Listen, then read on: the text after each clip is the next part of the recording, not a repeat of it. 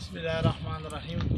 ورونو دوستانو، مونږ او تاسو بلکې ټول انسانیت کامیابی الله تعالی پوره دین کې خیا نن سه روزه پاره مرکز لا ان شاء الله الرحمن چې زم سه روزه مو دا تبلیغ کار دومره برکتی کار دی چې کور نه لومبای قدم وخښتن او الله تعالی مخکینی ټول ګناهونه معاف کوي.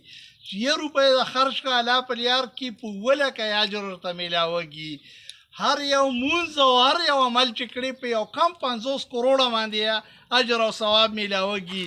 تبلیغ کار کې چې کوم دی کنه الله تعالی احکامات به وپېژنې، نبی علیه السلام حدیث مبارکه سنت طریقې به وپېژنې، حلال حرام جایز او ناجایز به وپېژنې، انسانیت به په ژوند کې راشي. نبی علیه السلام د هر امتي ذمہواري چې دی به تبلیغ کار کا.